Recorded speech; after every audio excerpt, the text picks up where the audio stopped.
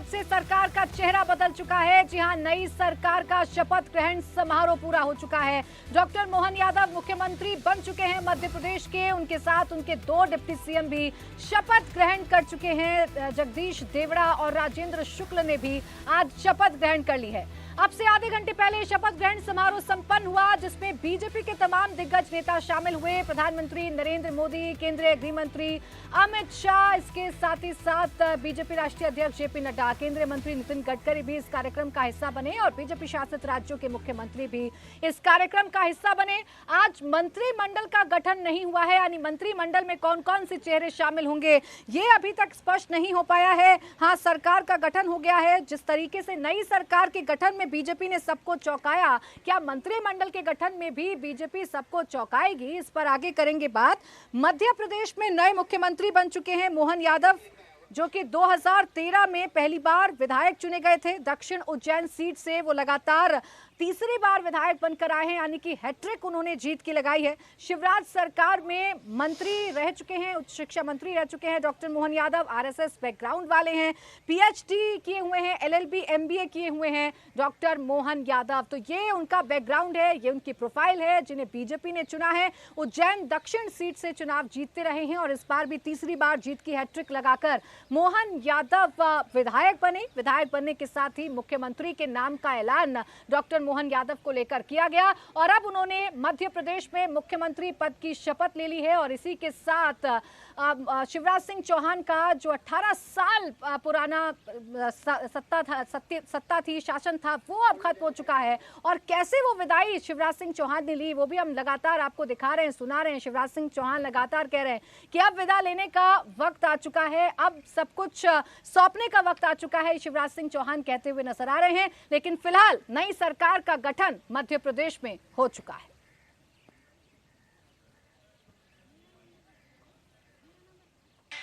मैं डॉक्टर मोहन यादव ईश्वर की शपथ लेता हूं कि मैं विधि द्वारा स्थापित भारत के संविधान के प्रति सच्ची श्रद्धा और निष्ठा रखूंगा।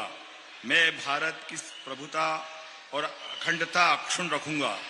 मैं मध्य प्रदेश के राज्य के मुख्यमंत्री के रूप में अपने कर्तव्यों का श्रद्धापूर्वक और शुद्ध अंतःकरण से निर्वहन करूंगा तथा मैं भय या पक्षपात, अनुराग या देश के बिना सभी प्रकार के लोगों के प्रति संविधान और विधि के अनुसार न्याय करूंगा। तो मोहन यादव ने शपथ ग्रहण की, उनके साथ उनके 2 डिप्टी सीएम भी शपथ ग्रहण करते हुए नजर आए। जगदीश देवड़ा, जो कि सीनियर लीडर हैं, लंबा अनुभव है उनके पास, लगातार 7वीं बार वो विधायक चुनकर आए हैं। मंदसौर की सीट से वो चुनाव जीतकर आए हैं। आपको बता दें कि मल्हारगढ़ विधानसभा सीट से एमएलए हैं। शिवराज सरकार में वित्त मंत्री रह चुके हैं। दलित वोटर्स पर उनकी अच्छी पकड़ मानी जाती है, मजबूत पकड़ मानी जाती है और इसीलिए उन्हें डिप्टी सीएम बनाया गया है जगदीश देवड़ा को।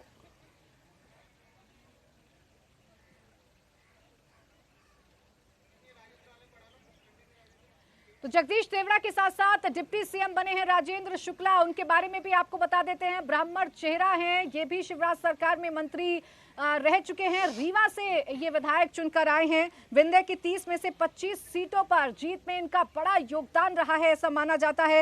राजेंद्र शुक्ला की ब्राह्मण वोटर्स पर मजबूत पकड़ है और राजनीति में आने से पहले सिविल इंजीनियर थे राजेंद्र शुक्ला, जिन्हें बड़ा मौका बीजेपी की तरफ से दिया गया है, डिप्टी सीएम बनाया गया है। तो डॉक्टर मोहन यादव मुख्यमंत्री, जगदीश देवड़ा और राजेंद्र शुक्ला उनके साथ ही रहेंगे, यानी डिप्टी बनकर रहेंगे, डिप्टी सीएम बनकर रहेंगे। और ये है सरकार का नया फॉर्मूला, ये है मध्य प्रदेश में सरकार का नया और ताजा चेहरा, जिसमें युवा चेहरों को तरजीह दी गई है। इस वक्त मुझे शिवम त्यागी, भारतीय जनता पार्टी के स्पोक्सपर्सन भी ज्वाइन कर चुके हैं। स्वागत है शिवम जी आपका। ये नई सरकार का चेहरा कई सवाल लेकर आया, कई रिस्क लेकर आया और इस सरकार के गठन होने के साथ ही कई चुनौतियां भी आपके सामने लेकर आया। प्राची जी, मुझे लगता है कि चुनौतियां बिल्कुल नहीं हैं। अगर चुनौती कुछ है तो वो ये कि आदरणीय प्रधानमंत्री मोदी जी की गारंटी को मध्य प्रदेश की जनता के बीच में लेकर जाना है। आज सिर्फ नए मुख्यमंत्री ने नहीं, मध्य प्रदेश की जनता ने भी इस बात की शपथ ली है कि एक एक सोशल वेलफेयर की स्कीम, एक एक गारंटी को हम एक एक व्यक्ति के दरवाजे तक लेकर जाएंगे और आने वाले समय में जो विकास की यात्रा रही पिछले 18 साल में, मध्य प्रदेश की, उसको कैसे आगे लेकर जाना है, किस तरीके से इसको और बेहतर बनाना है, किस तरीके से इंफ्रास्ट्रक्चर में और काम करना है, जीडीपी में और काम करना है, महिलाओं के लिए और हम क्या क्या कर सकते हैं, आदरणीय प्रधानमंत्री जी की जो विजन है उसको किस तरीके से मध्य प्रदेश में बेहतर क्रियान्वयन कर सकते हैं, ये मुझे लगता है हमारी सरकार की प्राथमिकता है। और जिस तरीके का भव्य मैंडेट हमें मिला है 18 साल बाद भी, मैं मानता हूं एक पार्टी के तौर पर, एक सरकार के तौर पर जिम्मेदारी और ज्यादा बढ़ जाती है। और मुझे पूरा विश्वास है और पार्टी को पूरा विश्वास है और केंद्रीय नेतृत्व को पूरा विश्वास है कि आदरणीय मुख्यमंत्री और उनके साथ 2 उप मुख्यमंत्री इसका निर्वहन बेहद शानदार तरीके से करेंगे। ये नया युग है, ये नया मध्य प्रदेश है, ये नया भारत है और नई तरीके से चीजों को आगे लेकर जाना है और इसी के लिए मुझे लगता है पूरी पार्टी और संगठन कटिबद्ध है। देखिए, नई चुनौतियां हैं और मुख्यमंत्री बनने के साथ साथ मोहन यादव ने अपने एजेंडे को भी क्लियर कर दिया। उन्होंने कहा कि जो योजनाएं शिवराज सरकार की तरफ से चलाई गई थी, जो योजनाएं, जिन कामों की शुरुआत शिवराज सरकार ने की थी, उसे आगे बढ़ाएंगे, नई दिशा की तरफ मध्य प्रदेश को लेकर जाएंगे। जितना सरप्राइज देवेंद्र मुख्यमंत्री के नाम को लेकर था, उतना ही सरप्राइज अब इस बात को लेकर भी है कि मंत्रिमंडल कैसा होगा, उसका चेहरा कैसा होगा। जो बड़े बड़े दिग्गज दिल्ली से मध्य प्रदेश भेजे गए, उनकी किस तरीके से जगह सुनिश्चित की जाएगी मध्य प्रदेश में? प्राची, वाकई एक बड़ा सवाल रहेगा कि क्या इस प्रकार के मंत्री परिषद में वैसे चेहरों को जगह दी जाएगी, इस प्रकार के जो वैसे हेवी वेट चेहरों को, जिनके बारे में आप समझ सकती हैं कि मुख्यमंत्री के लिहाज से अगर आप देखें तो वो बहुत ज़्यादा सीनियर हैं। क्या जो कमांड करना चाहता है कोई भी मुख्यमंत्री, क्या वैसे चेहरों को अपने मंत्रिमंडल में रख के वो ये कमांड कर पाएंगे? क्या पार्टी ऐसा सोचती है? ये ज़रूर एक बड़ा सवाल रहेगा और ये बहुत आसान जवाब इसका नहीं हो सकता। और इस बारे में कुछ भी अंदाज़ा लगाना बेहद मुश्किल काम है कि जो व्यक्ति मान लीजिए 4 बार का सांसद रहा हो या दूसरा व्यक्ति केंद्र में मंत्री रहा हो, अटल बिहारी वाजपेयी के समय मंत्री रहे हो, क्या अब उनको उस मंत्रिमंडल में एक मंत्री के तौर पर जगह दी जाएगी? ये मुझे लगता है कि इसका इंतज़ार करना होगा। गुजरात मॉडल को देखें तो उसका जवाब ना में मिलता है। तो देखिए, ये एक्सपेरिमेंट होगा, सरप्राइज होगा, बड़े बड़े चेहरे शामिल होंगे या नहीं होंगे, इसकी सुगबुगाहट मध्य प्रदेश में शुरू हो चुकी है। मुख्यमंत्री शपथ ग्रहण कर चुके हैं, लेकिन कैबिनेट में कौन कौन शामिल होगा, इसको लेकर विधायकों के अंदर हलचल तेज है। उनसे बात की हमारे सहयोगी शोएब रजा ने।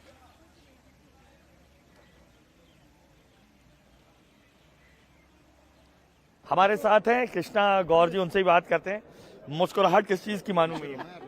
नहीं, आज हमारे नए मुख्यमंत्री जी ने शपथ ग्रहण किया है। स्वाभाविक रूप से मध्य प्रदेश में भारतीय जनता पार्टी ने जिस प्रकार से नवाचार किया है और दो अन्य राज्यों में भी हर एक कार्यकर्ता को, छोटे से छोटे कार्यकर्ता को ये संदेश देने का प्रयास है कि कार्यकर्ता जिस समर्पण भाव से काम करता है, पार्टी भी उसे समर्पण भाव से उसे अवसर देती है। ऐतिहासिक वोटों से जीती हैं आप, लाख के करीब वोटों से। तो क्या लगता है, इन्होंने तो शपथ ले ली है, शपथ लेने की बारी है। क्या मैं कहूँगा क्या कि मैं मंत्री के कृष्णा गौर से बात कर रहा था? हम पार्टी के एक अनुशासित कार्यकर्ता हैं और पार्टी ने हमें गोविंदपुरा विधानसभा क्षेत्र से टिकट लड़ने के निर्देश दिए थे, जिसका पालन हमने किया। पार्टी ने जीतने के लिए टिकट दिया था, हमने जीत के दिखाया। अच्छा, वो तो देखिए, अब विधायकों के जो रिएक्शंस हैं वो सामने आने लगे हैं, लेकिन जो बीजेपी की आप कह सकते हैं एक वर्किंग स्टाइल है कि यहाँ कोई नेता अपने आप से कुछ नहीं बोलता है, अपनी दावेदारी भी कोई नेता पेश नहीं करता है। इसलिए विधायक उम्मीद जरूर लगा रहे हैं कि उनके नाम का ऐलान शायद हो सकता है, उन्हें शायद कैबिनेट में जगह मिल सकती है, लेकिन कोई कुछ भी खुलकर नहीं बोल रहा है। अभी नई कैबिनेट कैसी होगी ये जरूर देखने वाली बात है। और अनंत जी, जिन बिग फेसेस की हम बात कर रहे हैं, जिन हैवी वेट्स की हम बात कर रहे हैं, उन पर तो निगाहें रहेंगी ना कि आप दिल्ली से उनको लेकर आए हैं, तो एडजस्ट कैसे करिएगा आप उन्हें?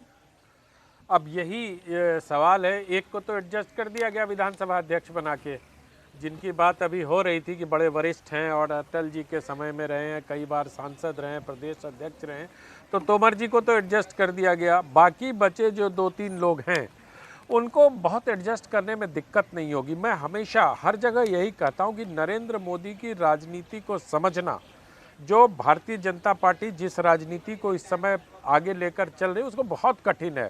उसको अगर हम पारंपरिक औजारों से देखना की कोशिश करेंगे या पारंपरिक राजनीति शास्त्र के सिद्धांतों के आधार पर उसका विवेचन करना चाहेंगे तो हम गलत साबित होंगे। और ये गलती लगातार साबित हो रही है, लेकिन पॉलिटिकल पंडित मानने को तैयार नहीं है कि इस राजनीति को समझने के लिए कुछ नए औजार विकसित करने चाहिए। अब प्राची जी देखिए, कल ही राजस्थान में 2 उप मुख्यमंत्री और 1 मुख्यमंत्री का हुआ और तीनों जयपुर से हैं। ऐसा पहले कभी सोचा भी नहीं जा सकता था। ये होता था कि क्षेत्रीय संतुलन बना लो, एक को वहाँ चूरू की तरफ से दे दो, एक को इधर से दे दो, तो ये सब कुछ नहीं सोचा जाता। वहाँ एक ही क्राइटेरिया। अच्छा, मैं भी जो आकलन करता हूँ वो एक ट्रेंड को देखकर करता हूँ, मेरे पास कोई जानकारी नहीं है। एक अगर समान सूत्र आपको दिखाई दे तो उसके आधार पर आप ये कर सकते हैं। मुझे लगता है कि अब जो भारतीय जनता पार्टी की राजनीति है उसमें न क्षेत्र है, न जाति है, न संप्रदाय है, न धर्म है।